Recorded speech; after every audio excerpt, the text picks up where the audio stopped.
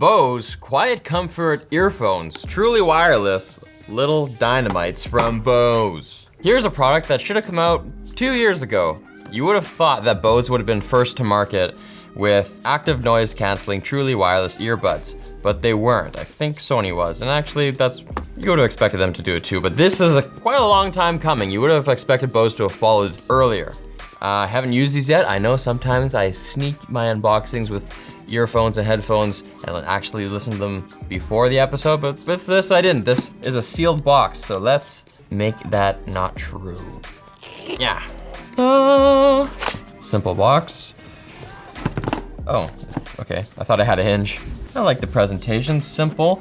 Not a tiny case. Oh my God, do I have to actually press this button?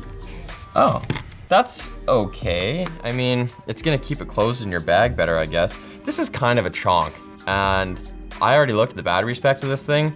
You get 6 hours of playback on the earbuds themselves, and then an additional 2 charges or 12 hours from the case. And that's not a lot really for the size of this case. This is not a case that I want to carry around in my pocket. But I can chuck it in my bag and I'll be able to do that safely because it has this little button. You can see there's a battery life indicator. It looks like I got 3 out of 5 dots right now. But before I open that up and look at the builds themselves, let's go through the rest of the box. Little presentation stand. Looks like there's a quick start guide here. Explains the fit, explains the controls. Has a bunch of Finnish language stuff I don't care about. Yeah, that's about it. Safety instructions. Oh, really? What a waste of paper. Thanks, regulations. No one's reading this crap, ever. Like, ever reading that. And then we've got charging cable, USB Type-C to Type-A. The C end goes into this port on your charge case. No wall wart, pretty typical. This is like 10 inches long or something. And then we've got 2 different types of sleeves here. These look like different sizes of the exterior sleeves. This is the part of the sleeve that, actually it's all integrated. This is the left. Part of it is the silicone ear tip that'll go in your ear canal and try to create a tight seal for bass response and passive isolation. And then you've got the kind of wing tip here. That's gonna go in this part of the ear just to keep it all in place so there's 3 points of contact on the sleeve. And that appears to be it. Hold on, secret compartment. Oh, there's a treasure in there. What does this say? I can't read what that says. I'm just gonna eat it. Mind freak. All right, let's check out the initial setup using my Pixel 4. Some earbuds have the pairing button on the charge case instead of the earbuds themselves, and that's what I prefer. And yes, inside this glossy box, there is a button with a Bluetooth logo beside it. Here's the buds themselves. Glossy just looks kind of cheap to me, but whatever. Let's try to see. How do these work? Downward and twist? Oh, wow. I enjoyed that. They played like a welcome sound. Kind of like a THX, like this big rising treble and then a big boom, like drop the bass. And it sounded really lifelike. And then it said connected. So that's pretty cool.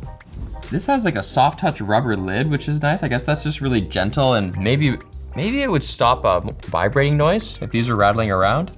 Just go to my Bluetooth settings here and they're right there. Wow, as easy as it's supposed to be. That's great.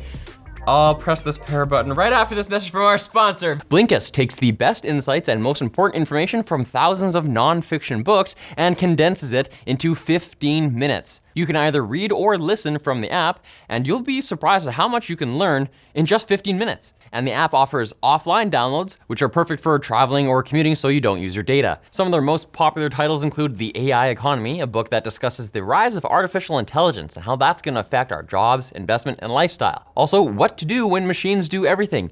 That one explains how automation can be incorporated into current business models and what to expect as a whole when industries adopt a new wave of automation. Blinkist is available on the Google Play Store and Apple's App Store, of course, and the first 100 people to go to Blinkist.com/short-circuit are gonna get unlimited access for 1 week. So you can try it out, and then after that, 25% off. Also, now they have full-length audiobooks. Premium subscribers get special pricing up to 65% off the retail price. Wow, check it out, Blinkist, right now. Okay, so they're paired. It's telling me right in my settings screen that I have 90% battery, which is cool. If I hit the settings, these days they pack a lot of features just right into the Android settings menu. These earbuds in particular, there's not a lot here. You can turn on and off HD audio, toggle whether or not phone calls are allowed on them, media audio, and contact sharing, which I will keep off. Even though this does support the Google Assistant, so you can respond to your text messages by voice and it'll type it out and send messages for you without having to open your phone. So if I did plan to keep these, and I wasn't just at work right now working for the man, then yeah, I probably would, I would do that. Oh, let's see if we can use Google Play Music for another couple of weeks before it's like officially dead. Not now, YouTube Music. Oh, I love this track. Totally underrated Tool song, Reflection from Lateralis. Comes like kind of near the end, almost completely instrumental. Now is ANC on right now? These sound pretty good, but I'm gonna open up the companion app and see how to use these things here. Because they're touch. That didn't pause it. Swipe? Okay. I think I paused it with a swipe. Use the touch surface to control your earbuds. View product tips in the app to learn about touch control. I gotta sign up, I need an account. Continue with Facebook, what is this, an Oculus Quest 2? Allow notifications? The only option is got it. There's no yes or no. No, you don't need access to location. What? If not enabled, the app cannot discover your Bose product. Oh my God. Only this one time. Thank you, Android, for exposing detailed location controls. Double tap the right earbud to play or pause audio. So the swipe I did earlier must have just been like an incorrect. All right, double tap. Double tap to pause and play. That's kind of a waste of an interaction because usually it's just one, but I guess it keeps false pauses from happening so much. Maybe I can change that later though. Use a shortcut. Touch and hold the left earbud to skip a track, so it's a hold, or check the battery level. You decide. You can customize your shortcut in settings. Oh, that's a bad sign to me. Like, I can't just bind any action to any interaction. I have to, like, with this interaction, there's two options. I don't like that. Okay, so noise cancellation's fully on right now? Okay, and I have a bar here. I can turn it up and down. That's cool, and I haven't had that on, like say, like QC25s. It's just a toggle. It's either all on or all off. But I feel like active noise canceling and transparency is more important on a device like this where I'm gonna be walking around, I might be at the office, I might be in the elevator, and a colleague's trying to talk to me, and they're not gonna do that if you have big headphones on, but this is nice. And if you put it all the way down, now it sounds like to me like the mics are actually picking up my voice and reinforcing it into my ears, so it's actually less isolation than just the passive isolation. And I believe I can do that on the headset itself, so let's find out how that's done. Settings. Okay, control. In-ear detection. Autoplay and pause. Let's see how quick the autoplay and pause is. I've been generally disappointed with the latency on other headphones, particularly like the OnePlus ones were pretty bad for that. I think the Sony ones, those like working out Sony ones I covered were pretty bad for that. So let's see how good it is.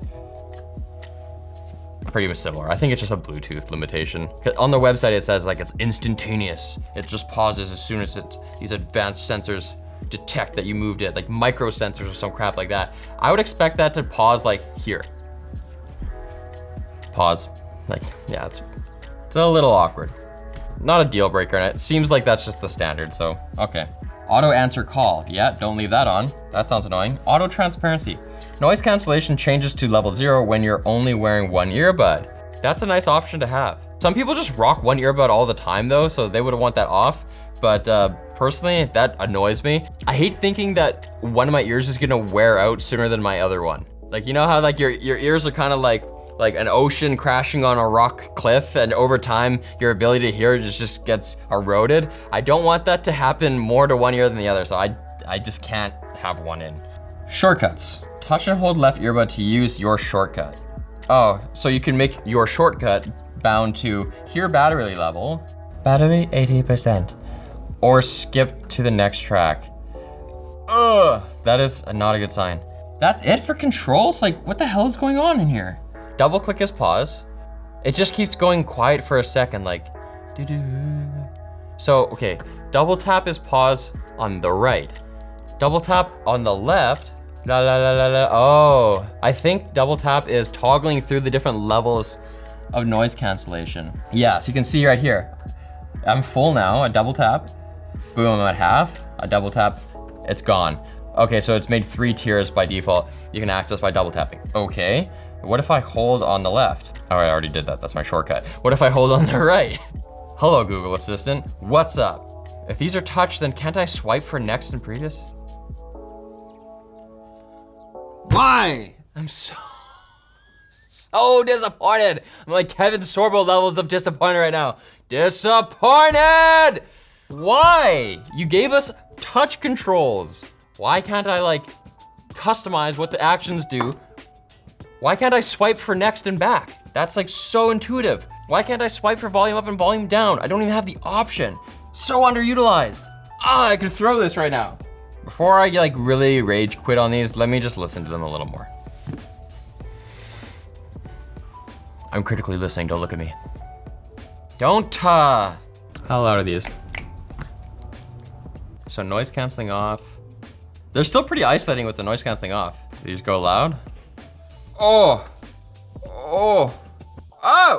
it's hurting me now. Jeez, yeah, okay, they go plenty loud and they don't sound great when you're maxed, that's for sure. That was like harsh. But the bass is nice and low. I know a lot of people don't listen to metal, but I always like to test headphones with it because it is a good test of the highs, because guitars that are loud, they just sound like crap on crappy headphones. So let's use, BYOB is a good one. I like BYOB because it gets to the point like pretty quick in the intro here. Gotta do the fit test.